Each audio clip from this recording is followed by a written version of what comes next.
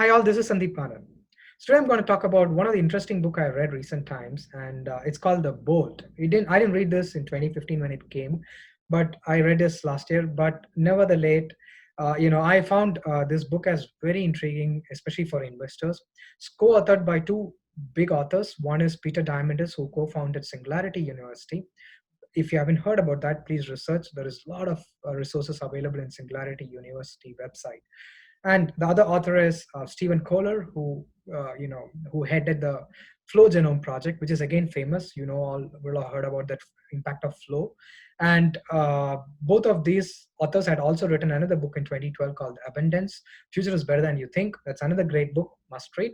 But this book, Bold, really unfolds in three spaces. It starts with the power of exponential technologies, six such technologies they have called out, and what impact it is creating on the human lives, the radical transformation that the businesses and services are going to go through. And they have beautifully illustrated that with the example of Kodak, the most powerful camera company that existed, no longer exists. And it's a beautiful illustration of such technologies. And I've also added 2 to 3 exponential technologies, which I think could be relevant for investors. What I've done is, I have condensed this and created few mental models as well as few takeaways for investors to look at how to look at investing in from a future exponential growth standpoint. And the second part of the business really talks about what are the key takeaways we can learn from these great exponential entrepreneurs. The third part is talks about how to harness the power of crowdsourcing and crowdfunding to make this rapid impact and radical transformation on the businesses and create that colossal impact on humanity. Take a look, and I'm sure you'll find this useful. So here is a quick report I've created to indicate what could be the potential investing models or the investment ideas or themes that we can derive out of this book called Bold. So there's a book and how to go big, bold, how to create wealth and impact the world. The author's photos are there. Just a disclaimer, any of the ideas, if that leads to any companies that's discussed, it's purely just from an analysis perspective and indicative. They are not any investment recommendations per se. So there's Stephen Kotler and Peter Diamandis, and so let's get into the core six tenets of these books. So what they're talking about are they call it as a 6D approach to call this to arrive at those exponential technologies. So the underlying thesis starts with there are 6 Ds they have defined. It starts with the digitization. Whatever physical becomes digital, it gets transformed. So that is a core of it. With ones and zeros, everything can be represented in ones and zeros. So all of the transformation we have seen, this is the starting point, and then it moves on to the deceptive phase, which is like more to do with the when something is being starts being digitized, its initial period of growth is deceptive because the exponential trends don't seem to grow very fast in the initial days. It's a same geometric progression concept. Now doubling of zero point zero 0.01 only gets you to 0.02 and then 0.04, but the exponential growth becomes evident at some stage beyond a inflection point. So that is what is shown in the graph. Now uh, the third part of it is disruptive. Now they start once they are digitized and becomes it's becoming more faster growing, it becomes disruptive, which means that it disrupts existing industries, markets, products, services, whatever that is. So they start getting disrupted, and then comes demonetization, which is basically the money is increasingly removed from the equation as the technology becomes cheaper, often to the point of being almost free. When this matures to a great stage, the existing, first of all, the incumbent businesses loses the earnings power completely. The money is taken off from them, and with more and more widespread, this money factor becomes, the cost becomes cheaper to adopt these new technologies and exponential technologies. Then comes a dematerialization, which is the entire physical space gets dematerialized. We know some of the examples, like the bulky cameras, GPS, videos, phones, maps are all now in a smartphone that gets into the pocket. So the dematerialization has happened. And finally, democratization becomes, once everything is digitized, more people can have access to it. Its powerful technologies are no longer only for governments or large organizations or the innovators and the incumbents, but it becomes more prevalent, more pervasive to across a crowd. So that is what we call it as democratizations. Now, I'll tell you something. This is not discussed in this book, but this is a thought I'm bringing from my mental model. Like, democratization has started happening in the retail segment on the e-commerce side. So if you notice, it used to be the e-commerce which was big in the last 2 decades, led by Amazon in US and globally by many players like Alibaba. But one needs to understand that it is almost reached that maturing curve. From 14 percentage in the first 10 years of becoming e-commerce. I mean, the commerce moving from brick and mortar to digital. The next 10 percentage happened in the last 3 months because of the pandemic and all. But that is how fast it has started growing, and it will be even more accelerated in the days ahead. So and what has happened is the democratization. What I mean by that is the digital commerce is now anybody can start a retail business online. It's come to that kind of a stage, and it's led by the famous company Shopify.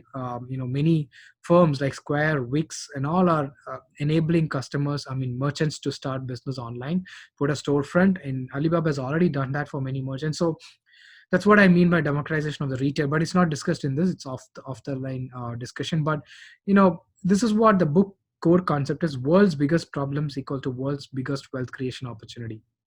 The best way to become a billionaire is to solve a billion people's problem. And goodbye linear, hello exponential technologies.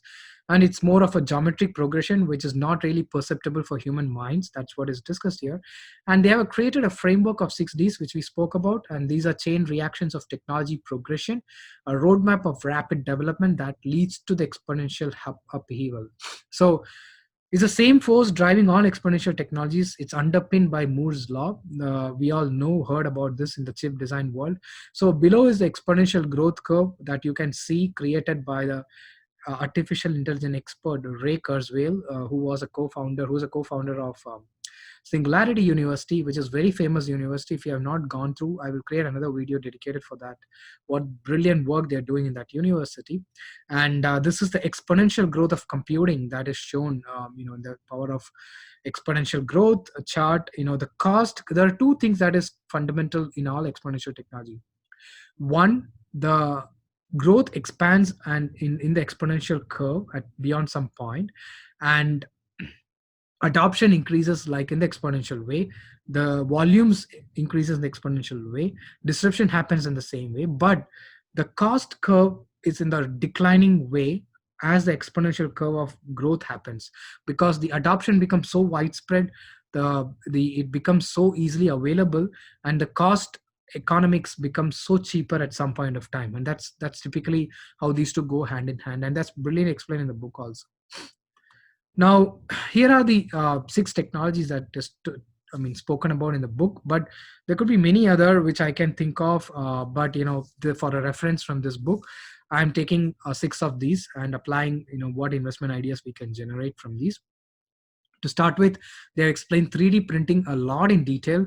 This is something in the deceptive phase. Probably people are not realizing the impact. It was well accepted in the initial days, spoken about in the last 2 decades, but it's gone into the silence after in the last few years. Now, 3D printing is the method of additive manufacturing, as against the erstwhile legacy manufacturing used to be subtractive. Now, this is additive, where objects are built upon one layer at a time, and on top of another layer. So this is going to disrupt the $10 trillion manufacturing industry. We can already see many happening at this stage. Now, my thesis is that this will be a big game changer in the space explorations, arena, where many big barons like Virgin Galactic, SpaceX, and Blue Origin, NASA, all of them are doing their bit into space exploration and Mars colonization and all of that. Now, there's a proxy way to play that space exploration. which is in a very capital light mode. So the idea is the 3D printing in space is going to happen made in space concept. So they're going to make the materials right in space, which is going to be very powerful. So objects sent to space needs to be durable, and it has to survive the starting 8 minutes of high gravitational forces it takes to get out of Earth's gravity. Now, it's leading to 3D printers capable of printing 30 to 40 percentage of space station materials, which has to be lightweight and high durable and high strength in space itself. That is going to be a very fundamental paradigm shift in the way we think about manufacturing the space parts. So some of the firms involved are, now there could be these players who are in themselves producing these materials like Virgin Galactic and SpaceX, but there are some proxy manufacturing industries like 3D systems strategists. So all of these are big players of 3D manufacturing, and they could might as well start into this get into this arena, and that could be big. The space exploration is going to be big. We can already see many of them listed in the public markets. Many of them are getting contracts from NASA. So this is going to be big. So let's watch. Second is infinite computing, they call it, but I'm calling it more like, it's a great concept of the cloud, which has become more pervasive these days. Cloud computing, migration to cloud is ubiquitous. You can see it everywhere happening. All the firms are trying to move to cloud in the last 1 year, especially. It's accelerating with respect to pace and progression of computing and hosting from a scarce and expensive resource to a plentiful and free. That's what they're calling it as. Every year, we'll produce more computing power than some of all the prior years, just the way data is consumed or generated. Now, cloud computing is leading enterprises will spin out applications in just few clicks once you're in cloud. Even startups can, at very less cost for just for what they consume, they can build up, spin up applications at no extra cost, and it can be done at a very faster time to market. Now, the high computing and storage is becoming cheap now, if you observe, and due to the on-demand subscription nature, many cloud players are there. We all know Microsoft, Azure, Amazon Web Services, Google Cloud, Snowflake on the data side, Alibaba in China and in Asia and Middle East, and Fastly is an edge computing leader. Okta is a security leader in IDAM, identity access management. Then there are many players like Atlassian to in the agile DevOps world, Splunk in the analytics world, and all of that. There are many cloud players, coming up, and it could be across the spectrum of application enterprise application development. So explosion of networks and sensors, so interconnection of signals and information, and it's even more powerful when the sensors and the information are hooked up onto the internet, and then as a network. And there are trillions of sensors and networks today, and with 5G penetration, real-time transfer of sensor generated data and information can be very powerful. So what happens with the 5G, the outcome is that the speed is going to be so fast, there is no latency, and the information exchange or data exchange is going to be almost real time. So let's take in autonomous vehicles, the transmission of data between the vehicles in terms of the sensors, is going to be almost real time, and which will enable the autonomous to be more mature. And then again, industrial, IoT is going to become big. In that is, Internet of Things, in especially in the industrial arena, where the machines like can be operated from with sensors from phones and many of the devices, and through speech and all of that. So that's another area. Then there are satellites that with the space exploration happening, the real-time communication between satellites is going to be even more prevalent. It's going to become more efficient in terms of how the vehicles can transmit data from and exchange data within between the satellites. Edge computing, having the data closer to the user and to the network. So that is another big area that is going to come up in the next decade with the 5G. And healthcare sensors. We already know Apple Watch has, to some extent, the heartbeat tracking and many other monitoring systems. Now, many of the healthcare management companies are utilizing the data and making the healthcare management even more efficient for patients, especially in many of the sedentary diseases like diabetes management and all of that. So this is going to become big. This is in a very nascent stage today. Gaming streaming, we all know it's becoming big. It's already a little bit matured that way. There could be many investment ideas around companies, the chip makers. You can look at autonomous cars, video and gaming streaming, healthcare sensors, mobile and industrial IoT. There are many other applications also. I've not put a comprehensive list here. So the leaders like Nvidia, do you in the gaming space, streaming, Tesla, the autonomous cars, Google, both in autonomous and in devices, Apple with the healthcare sensors and in phones, Livongo kind of companies who are the new age medical management companies for patients. Many such players could come arise. Many new players can come in the next decade. So that's something to be noted. Now, artificial intelligence is the next technology, which is very famous. It's ubiquitous. We keep hearing that across, but it's becoming even more matured in the recent past because of the natural language processing becoming efficient due to the underlying data amount of data that is getting collected. Machine learning, neural networks, and deep learning are enabling to make the training of the AI-based systems more cheaper, and the cost to train and mature an AI-based system has reduced drastically over the last 2 to 3 years, thanks to the pervasive deep learning algorithms. And also the data availability. Now more and more data is getting captured, which is helping to make these systems more efficient, and the training becomes easier, and the adoption becomes even more widespread. So many investment ideas again associated: voice search, home devices, autonomous vehicles, AI based app monitoring, customer care. The whole customer care ecosystem is changing with bots and many other AI based systems that is bringing efficiency and productivity, and also the time to market is becoming less. And the design process intelligence, so this Autodesk kind of companies and can really go through transformations with artificial intelligence based designs. Even defense can be a big impact. Chip makers obviously will be impact across whichever technologies you take. Healthcare, right from uh, the applications could be from involving diagnosis and treatments to recommendations to patient engagement, patient data monitoring management systems, all of those administrative activities and all of that. So Nvidia, players like Splunk for the monitoring and analytics, Twilio for the contact center, PagerDuty kind of applications for AI, artificial intelligence based operation management, Autodesk kind of applications. I mean, so SaaS players on the platforms and for the design and the machinery, and Google obviously with the devices, and the Google is playing a big role in artificial intelligence, and also Box kind of players for the healthcare sector and imaging and all of that. And we have many players that can come up in the future as well on the artificial intelligence. Now, the most important thing here to note is the Gartner hype cycle. I put that here. This is also spoken about in the book. So Gartner has this curve, or it's called the hype cycle, and for emerging technologies, and you could spot which from right from the time it is based on the time. So starting with the innovation trigger all the way to the plateau of productivity and adoption, you could see where your emerging technology is lying in the curve.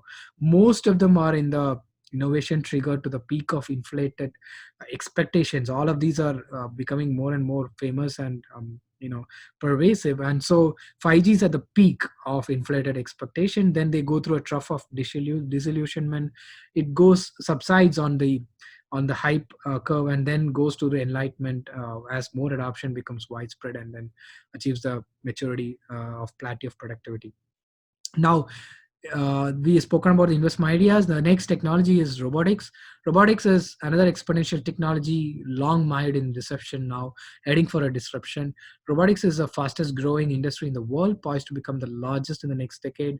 Industrial robots, digital bots, interactive bots, all will disrupt in the industries, and the declining cost to train the bots is going to be big, and that can really make that option even more faster. And with increased data availability, data modeling, that can lead to exponential growth in the coming decade. Many players, what all we spoke about in the previous slides, again Teradyne is doing a lot of industrial automation. Nvidia, the chip maker Tesla, and the within their car systems. And then Zendesk is another player which is impacting the CRM world with their bots a lot, and that's an interesting play. The last one of it is synthetic biology, very interesting space. it's a very complex space to understand. It's built around the idea that DNA is essentially a software, and DNA can be reprogrammed just like software. Entire gene can be edited and replaced digitally. But world has moved on, just not at gene level. Now the entire genomic space is fast catching up. So the cost expenses to edit genes are reducing drastically, and the precision is increasing drastically. So with this both curves meeting together, billions of letters of your genome could be edited in a few hours. That's the efficiency, and just for $1,000. So that is a cost curve reduction, and it's accelerating at 5 times Moore's law. So we already can see genomic revolutions in many of the areas, like therapeutics, with gene editing, targeted gene editing in cancer treatments using CRISPR technology. Cas9 is a protein there, and they are all becoming very efficient and reliable tools in molecular biology, helping treat even many complex diseases, rare disorders, like the cancers and the tumors of the world. Now new approaches to vaccines even is changing. You could see that many of those complex viruses like SARS and COVID, these vaccines are coming from spaces on the genomics, I mean on the editing side, and also on the molecular side. So you could see mRNA, the new approach to vaccines, like mRNA, to make cells produce the proteins and create therapeutic effect to treat, and even preventive rare disorders through genetics, like the breast cancers and all of that. So they can be detected early in life cycle, which will save many lives in the world. So it's an amazing thing. We should all hope that these becomes more effective and more established, and even preventive rare disorders can be stopped, and it can detect anomalies and antibodies, uh, like for even complex viruses in diagnostic applications. So there are a lot of companies in this space doing many different things, right from testing, gene editing, to therapeutics, to molecular biology, synthesis, editing and replacing. Many of the applications are happening. Moderna, Inovio, we all are hearing these terms in the COVID days.